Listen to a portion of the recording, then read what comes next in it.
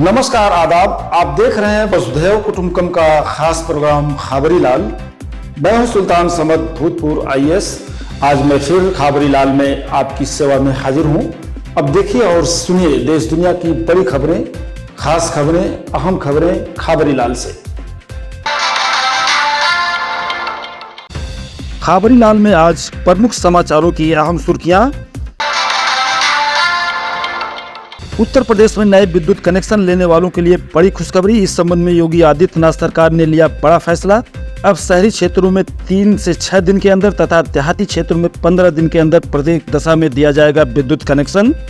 गौरतलब है कि प्रदेश में विद्युत मांग लगभग 29,820 मेगावाट तक पहुंच गई है और अधिकतम एक दिन की खपत 643 मिलियन यूनिट दर्ज की गई है।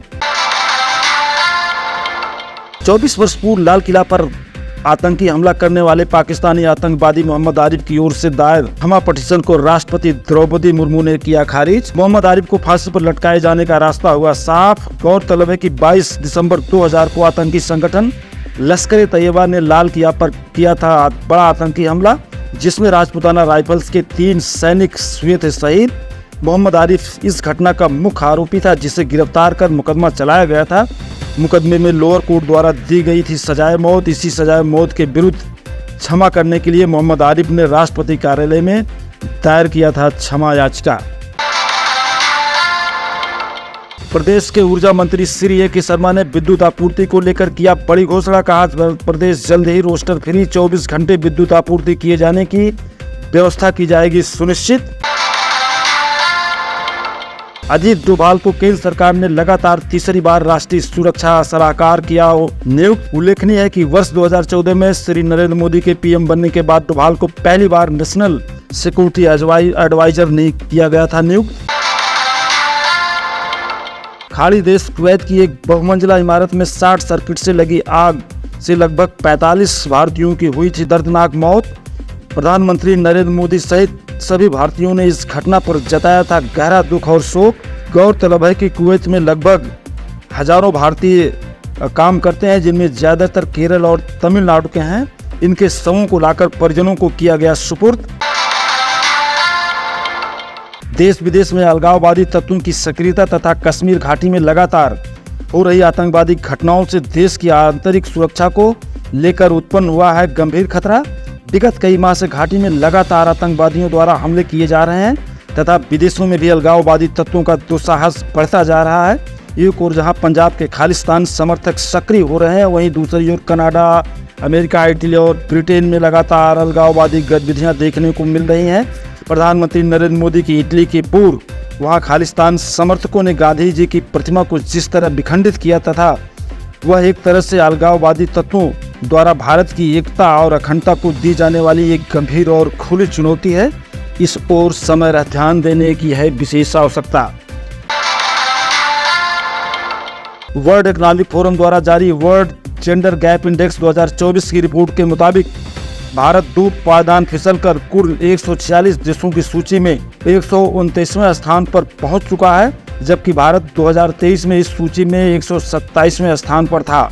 इस सूची में पड़ोसी देश बांग्लादेश, नेपाल, श्रीलंका, भूटान के बाद अब भारत 5वें स्थान पर है, जबकि पाकिस्तान इस सूची में सबसे नीचे 135वें रैंक पर है। इस इंडेक्स से साफ है कि जेंडर गैप के मामले में हम अपने पड़ोसी देशों पाकिस्तान को छोड़कर सबसे पीछे हैं। इस ओर विशेष ध्यान देने की है आवश्यकता। Global economic advisory agency Morgan Stanley ने तेजी से बढ़ रही भारतीय अर्थव्यवस्था को लेकर किया बड़ी घोषणा। कहा 2034 तक भारतीय अर्थव्यवस्था हो जाएगी लगभग 9 ट्रिलियन यूएस डॉलर। गौरतलब है कि वर्तमान में भारतीय अर्थव्यवस्था कुल 3.7 यूएस ट्रिलियन डॉलर के साथ विश्व की सबसे 5वीं बड़ी अर्थव्यवस्था है। सपा अध्यक्ष अखिलेश यादव कन्नौज से सांसद बनने के बाद करहाल विधानसभा से दिया इस्तीफा। सैफई ने मुलायम सिंह यादव की समाज पर नवाया शीश तथा लिया 2027 में विधा होने वाले विधानसभा चुनाव में विजयी भव होने का आशीर्वाद। लोकसभा चुनाव में कांग्रेस की जीत को लेकर उत्साहित राहुल गांधी ने रायबरेली सीट पहुंचकर एक सम्मेलन को संबोधित करते हुए दिया बड़ा बयान। कहा वाराणसी से अगर प्रियंका गांधी चुनाव लड़ी होती तो वाराणसी से चुनाव मोदी हार जाते। राहुल गांधी ने आगे यह भी कहा कि राम मंदिर के प्राण प्रतिष्ठा समारोह में भारतीय जनता पार्टी ने दलित, पिछड़ा, मजदूरों और गरीबों की जगह अडानी, अंबानी वाले उद्योगपतियों तथा बॉलीवुड के सेलिब्रिटीज को बुलाया था। इसीलिए अयोध्या की जनता ने भारतीय जनता पार्टी के प्रत्याशी को हराकर भाजपा का अहंकार दिया तोड़। वीआईपी सुरक्षा को लेकर केंद्र सरकार ने लिया बड़ा फैसला। एनएसजी और आईटीबीपी द्वारा संभाली जा रही हाई रिस्क प्रोफाइल वाले व्यक्तियों की सुरक्षा का काम अब एनएसजी की जगह संभालेंगे अर्धसैनिक बल। वीआईपी सुरक्षा ड्यूटी से एनएसजी के ब्लैक कैट कमांडो को पूरी तरह हटाने संबंधी प्रस्ताव काफी समय से था लंबित, अब पूरी तरह से इसे किया जाएगा लागू। एनएसजी को वीआईपी सुरक्षा कार्य से मुक्त करने की योजना पहली बार 2012 में बनी थी, तभी से यह कार्य योजना थी लंबित। गौरतलब है कि वर्तमान में उत्तर प्रदेश के सीएम योगी आदित्यनाथ, सुश्री मायावती, राजनाथ सिंह, लाल कृष्ण आडवाणी, सर्बानंद सोनोवाल, रमन सिंह, गुलाम नबी आजाद, फारूक अब्दुल्ला और चंद्रबाबू नायडू को एनएसजी कमांडो की सुरक्षा है प्राप्त।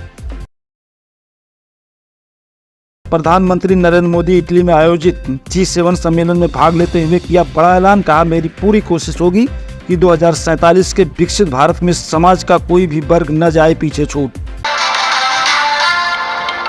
केंद्रीय विधि मंत्रालय एक साथ एक चुनाव पर उच्च स्तरीय समिति की रिपोर्ट केंद्रीय मंत्रिमंडल के समक्ष प्रेषित करने की बना रहा है योजना। गौरतलब है कि पूर्व राष्ट्रपति रामनाथ कोविंद की अध्यक्षता वाली एक हाई पावर कमेटी ने लोकसभा, राज्यसभा और राज्य की विधानसभाओं के लिए एक साथ चुनाव कराने तथा इसके 100 दिन के अंदर एक साथ स्थानीय निकाय का चुनाव कराने की 15 मार्च 2024 को किया था सिफारिश। रिपोर्ट प्रेषित करते समय समिति ने कहा था कि एक साथ चुनाव कराए जाने से विकास प्रक्रिया और सामाजिक एकजुटता को मिलेगा बढ़ावा, लोकतांत्रिक परंपरा की नींव होगी और गहरी तथा इंडिया को उसकी आकांक्षाओं और उसके सपनों को साकार करने में मिलेगी भरपूर मदद। मशहूर लेखिका अरुंधति राय पर चलेगा यूपीपीए एक्ट के तहत मुकदमा। दिल्ली के उपराज्यपाल विनय कुमार ने इस एक्ट के तहत मुकदमा चलाने की दिया मंजूरी। सिविल सर्विसेज की तैयारी करने वालों के लिए बड़ी खुशखबरी और सूचना। गौरतलब है कि जामिया मिलिया इस्लामिया विश्वविद्यालय नई विश्वविद्यालय दिल्ली अपनी आवासीय कोचिंग एकेडमी RCA के जरिए हर साल सिविल सेवा प्रारंभिक और मुख्य परीक्षा की तैयारी के लिए मुफ्त फ्री कोचिंग के साथ साथ छात्रावास यानी हॉस्टल की सुविधा भी करवाती है उपलब्ध।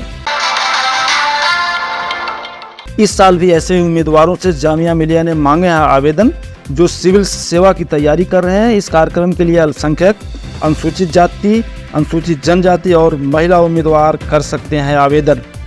आवेदन की अंतिम तिथि 19 जून 2024 है। जामिया मिलिया विश्वविद्यालय 10 केंद्रों पर प्रवेश परीक्षा करेगा आयोजित, जिनमें दिल्ली, श्रीनगर, जम्मू कश्मीर, हैदराबाद, गुवाहाटी, मुंबई, पटना, लखनऊ, बेंगलुरु और केरल का मलप्पुरम है शामिल। अभी तक RCA के लगभग 600 छात्रों ने सिविल सेवाओं व अन्य केंद्रीय तथा राज्य सेवाओं में सफलता किया है हासिल। प्रवेश परीक्षा के बारे में विस्तृत जानकारी जामिया मिलिया यूनिवर्सिटी की वेबसाइट पर है उपलब्ध। पूर्व कांग्रेस अध्यक्ष राहुल गांधी के समक्ष उत्पन्न हुआ गंभीर धर्म संकट। गौरतलब है कि लोकसभा चुनाव 2024 में राहुल गांधी वायनाड और रायबरेली दोनों सीटों से चुनाव जीतकर संसद पहुंचने में सफल रहे हैं। वर्तमान में उनके सामने सबसे बड़ा धर्म संकट यह है कि इन दोनों सीटों में से कौन सीट अपने पास रखेंगे और किस सीट से देंगे त्यागपत्र। लोकसभा चुनाव को लेकर RSS के वरिष्ठ कार्यकर्ता व मुस्लिम राष्ट्रीय मंच के संयोजक श्री इंद्रेश कुमार ने दिया बड़ा बयान। कहा भाजपा को पूर्ण बहुमत न मिलने की वजह उसका अहंकार है।